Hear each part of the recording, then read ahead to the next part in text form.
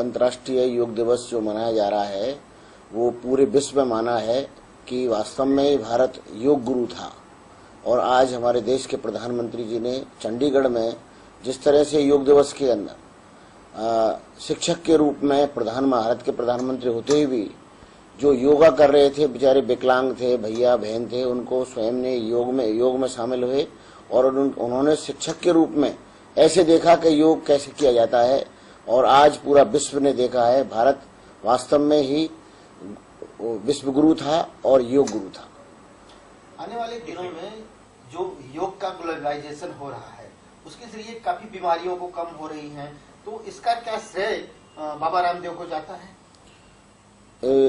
योग के माध्यम से आज बाबा रामदेव ने पतंजलि हरिद्वार द्वारा जैसे योग शुरू किया था और इस योग से ही मनुष्य स्वस्थ रह सकता है। मनुष्य की जो मन में चिंताएं रहती हैं, जैसे डायबिटीज का होना और बीमारियों का पैदा होना, तो योग द्वारा हमारे योग गुरु रामदेव जी ने जिस तरह से योगा चालू किया है उससे लाखों लाखों लोगों के रोग का निदान हुआ है। हम आपसे थोड़ा राजनीतिक जानकारी चाहेंगे। जिस तरह से आरोप प्रत्यारोप लग रहे हैं मोदी जी के ऊपर कि उन्होंने जो अच्छे दिन के वादे किए थे, अब सरकार में आने के 2 साल हो गए लेकिन अच्छे दिन का परिणाम दिखाई नहीं दे रहा है। कांग्रेस द्वारा और दूसरी पार्टियों द्वारा इस तरह से हमले किए जाएंगे। हम आपसे आपका विचार जानना चाहेंगे, इस बारे में क्या कहना चाहते हैं? मैं आपको बताना चाहूँ, कांग्रेस ने जितना राज किया है उसको मैल को धोने के लिए केवल ये पूरा मैल साल 2 साल में नहीं धो सकता। और जिस तरह से हमारे प्रधानमंत्री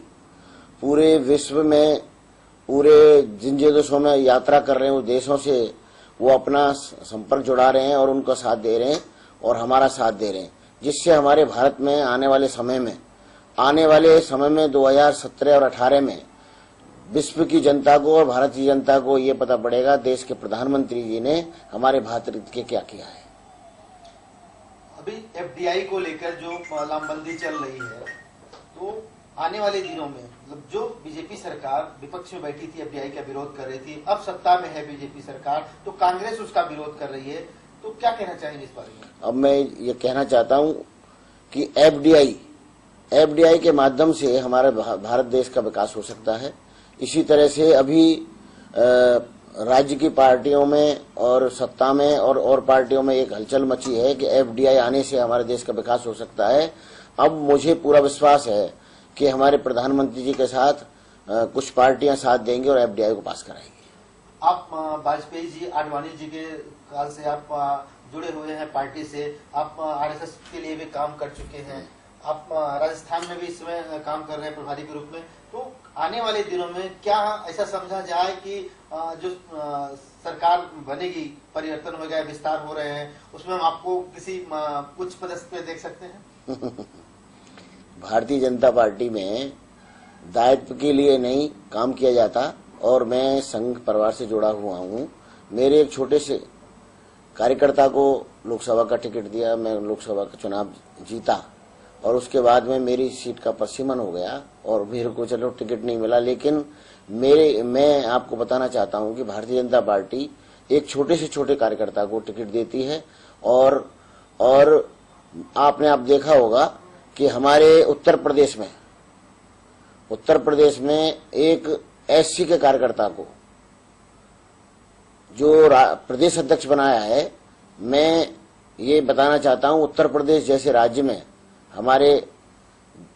प्रदेश अध्यक्ष बनाने के बाद में लोगों को ये लगा है कि वास्तव में ही एक छोटे से छोटे कार्यकर्ता को उच्च पद मिल सकता है। क्या उत्तर प्रदेश की आने वाले जो विधानसभा चुनाव है उसमें बीजेपी जैसे केंद्र सरकार में बहुमत सिद्ध करी है, उस तरह से कोई जादू की मतलब आंकड़े को पार कर पाएगी?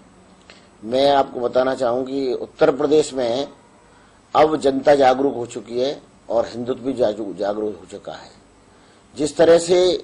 उत्तर प्रदेश में माननीय हमारे ओम जी माथुर को प्रभारी बनाया है और हमारे सुनील बंसल जी संगठन से हैं, वो भी वहाँ के प्रभारी हैं, और मुझे लगता है कि हमें किसी पार्टी की आवश्यकता नहीं पड़ेगी और पूर्ण बहुमत में हम सरकार उत्तर प्रदेश में बनाएंगे। जनता की एक उम्मीद थी पीएम मोदी आएंगे तो कुछ परिवर्तन होगा,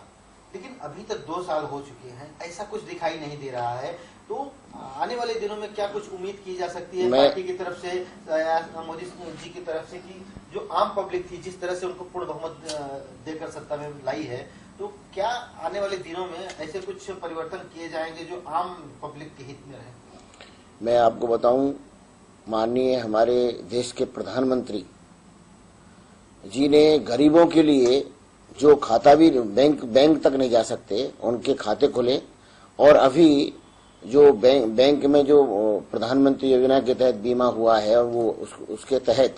अभी बहुत लोगों को फायदा उठाया है। जो आज जिन लोगों ने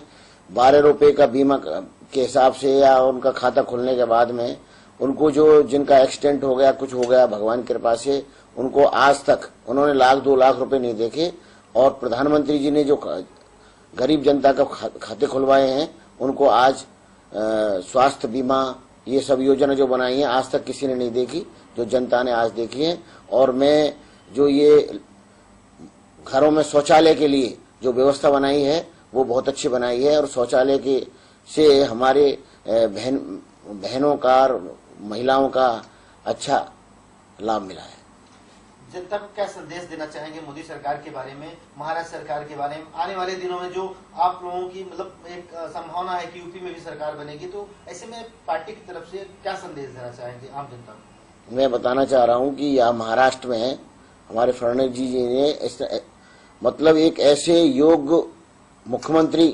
बने हैं जो आज सबके लाडले हैं, और उन्होंने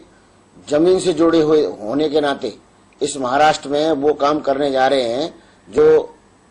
विश्व में जनता देखने जा रही है। और भारत के प्रधानमंत्री